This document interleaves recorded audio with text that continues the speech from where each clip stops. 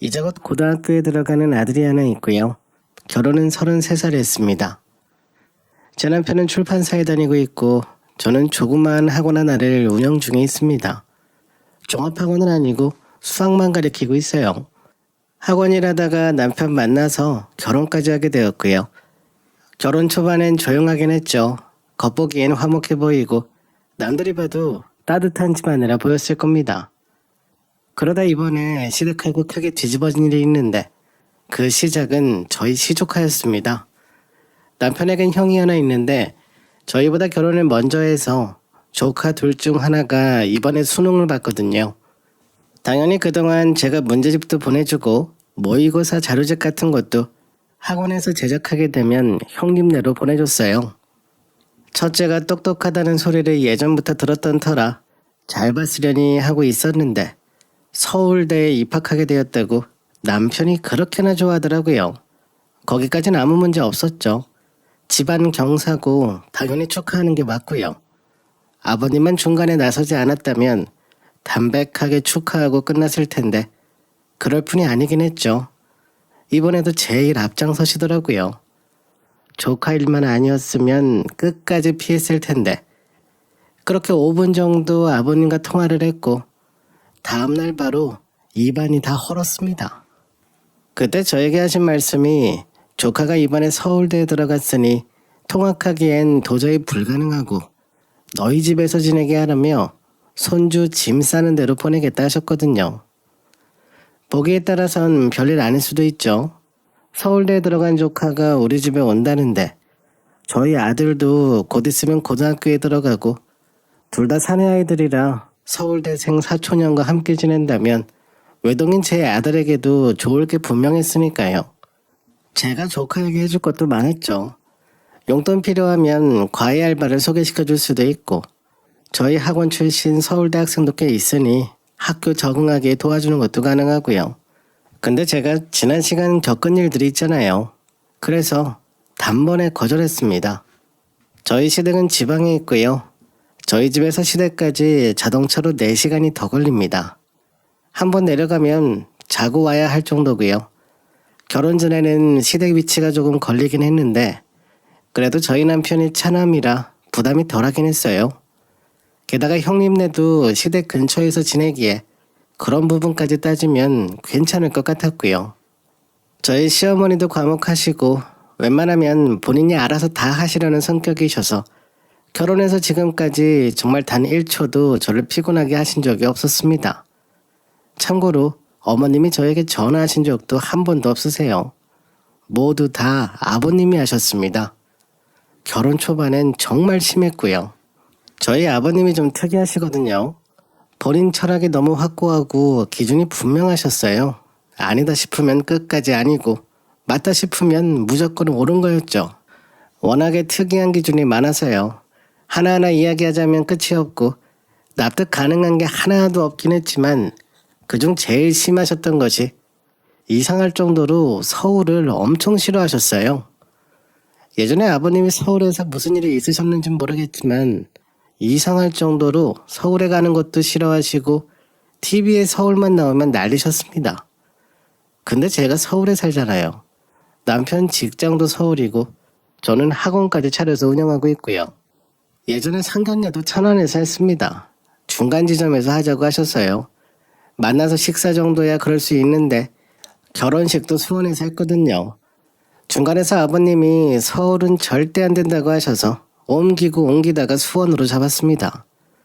교통이 복잡하고 아버님 손님들이 불편해하실 거라고 하길래 거기까진 양보했고요.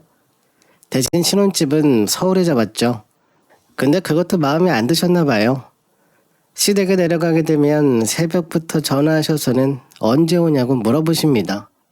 가는데 4시간이 넘게 걸리고 길이 막힐 때는 6시간도 걸린 적이 있고요. 결혼 초반엔 제가 설명까지 해드렸습니다.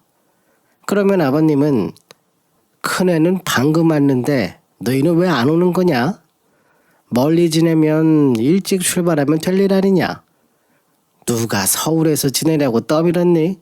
니들이 고집 부렸지. 하시며 시댁에 도착하기도 전에 사람 길을 다 뺏어버리셨거든요. 그래도 멀리 살아서 1년에 많이 내려가 봐야 서너 번이라 신혼 초에는 그렇게 버텼는데 아이 낳고부터는 도저히 불가능했어요.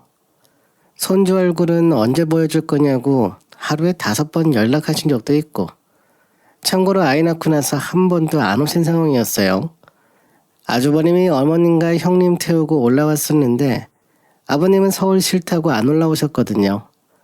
그리고는 저보고 내려오라며 쥐어짜시는데, 너는 왜 그러냐, 큰애는 이거 다 해줬는데 너는 왜 유난이냐, 특유의 말투로 툭툭 던지시는데 이런 소리를 들을 때마다 정신이 나가버릴 것 같았어요. 그때 제가 태어나 처음으로 탈모까지 와서 정수리가 훤히 나올 정도라 이러다 큰일 난다고 남편도 그 모습을 보고 기겁했는지 다 끊자고 먼저 말하더라고요. 그날 이후로 한동안은 시댁과 끊고 살았습니다. 당연히 남편에게 이야기도 했고요. 그러다 몇 년 전부터 어머님 수술 이후로 가끔씩 만나기 시작했고, 최근 들어서는 남편이 저보고 시댁 가자는 소리를 먼저 하더라고요. 그러다 제가 싫다고 말했더니 갑자기 저보고 아직도 뾰족한 거야? 몇 년 지났으니 묻어내줄 때도 된 거 아니냐고. 아버지도 나이가 있으셔서 예전처럼 그러지도 않으시던데 부모님 두 분 다 70 넘으신 나이인데 이제는 당신이 맞춰줄 때도 된 거잖아. 나도 곧 있으면 50이 넘고 언제까지 나 혼자 고향에 내려갈 수도 없는 노릇이고 제발 둥글게 좀 살자. 나이에 맞게 그렇게 좀 살자고 하길래 어머님 이번 때야 시기가 그러니 저도 눈치껏 그냥 그랬던 거고, 서울을 그렇게나 싫어하셨으면서 어머님 병실은 서울병원에 잡으셨더라고요.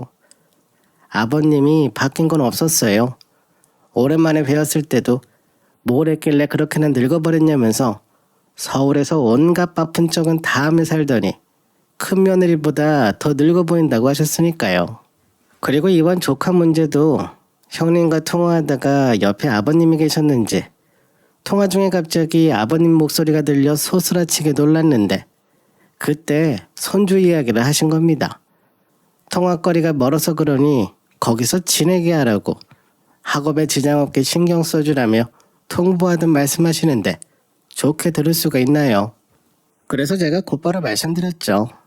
통하기 힘들면 기숙사도 있고 학교 근처에 고시촌도 있고 지낼 곳은 얼마든지 있으니 그게 조카 마음도 편할 거라고 말씀드렸는데 또 뭐가 불만인데 어디까지 맞춰줘야 하냐 우리가. 그동안 내가 얼마나 참아줬는지 모르지. 가족 행사도 다 빠지고 우리 정도니까 너를 품고 살지. 됐다, 말 늘어진다, 이만 끊자 하시며 이번에도 본인 할 말만 하고 그냥 끊으시더라고요. 제가 시댁 행사 참석하려고 결혼한 건 아니잖아요.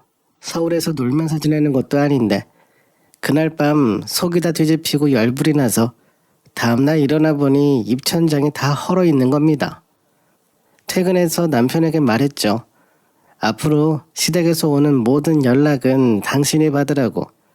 이젠 아버님 목소리만 들어도 입안이 헐어버릴 정도라 내 건강을 위해서라도 완전히 끊고 살아야 할 것 같으니 중간에서 당신이 정리 좀 해달라고 했어요. 근데 남편이 저를 째려보며 이상한 소리를 하는 겁니다. 예전에는 잘 알아듣던 사람이었는데 나이를 먹을수록 아버님을 닮아가는 건지 아버님이 했던 소리 비슷하게 저에게 그러더라고요. 그동안 당신이 우리 집에 한 게 뭐가 있냐며, 신혼도 아닌데 언제까지 중간에서 해주냐고, 하다 조카 문제까지 나서야 하냐며 성질을 부리는 겁니다. 그러더니 나가버리더라고요. 그날 밤 아버님에게 또 연락이 왔고 저는 당연히 안 받았습니다.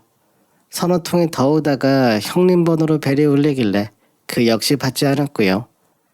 나중에는 벨소리조차 듣기 싫어 무음으로 해놨는데 결국 그날 아버님과 전화통화를 했어요. 남편이 자기 전화기를 가져오더니 제 귀에 대더라고요. 그렇게 아버님 목소리를 또 한 번 듣게 되었죠. 당당한 목소리를 그러셨어요. 손주 짐 싸서 아까 보냈고 학교 시작하기 전에 올려보낼 테니 각별히 신경 써서 서울 생활, 대학 생활 지장 없게 하라고. 그냥 부탁하는 것도 아니고 20만 원씩 월세 내고 다닐 테니 그리 알라고 하시는 겁니다. 옆에 있던 남편도 같이 듣고 있었는데 저보고 아버님이 많이 변하셨다고 아주 흡족하게 웃고 있길래 그래서 20만 원 통장에 옮겼습니다.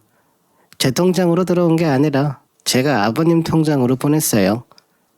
그리고 다음날 저희 집 앞으로 조카 짐가방 몇 개가 왔길래 보낸 주소 적어다가 남편 짐가방까지 추가로 시댁으로 보내버렸습니다. 아주 진절머리가 나서요. 그쪽 사람들을 다 끊어버리려면 남편하고 갈라서는 수밖에 없었죠.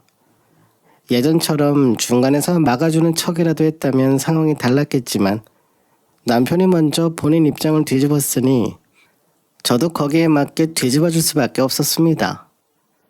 고작 이런 일로 이혼하냐고 남편이 성질내길래 고작인지 아닌지는 당신이 판단할 문제가 아니라고 했고요.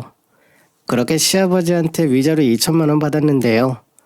그쪽 식구들만 정상이라고 생각하는 것 같았네요. 그러니 저만 거기서 나오면 그만이라 생각했죠. 이혼 소송 다 끝나고 며칠이 지났을 때였는데 형님에게 전화가 왔길래 제가 받아왔거든요. 본의 아니게 조카한테 미안하기도 하고 형님 상황도 저보다 심하면 심했지 나을 건 없을 듯해서 제가 받자마자 너무 신경 쓰지 않으셔도 된다고 갈라선 이유는 남편 때문이지 다른 이유는 없다고 했는데 형님이 저보고 변호사 연락처 좀 알려달라고 하는 거예요. 조카가 열심히 공부한 이유가 있더라고요. 무조건 서울에 있는 대학으로 가야 할아버지랑 멀어질 수 있어서 그렇게나 죽기 살기로 했다는 겁니다. 아주버님네도 아버님 때문에 많이 시끄러웠던 모양이었어요. 형님은 애들 결혼까지만 참고 지내려고 했었다네요.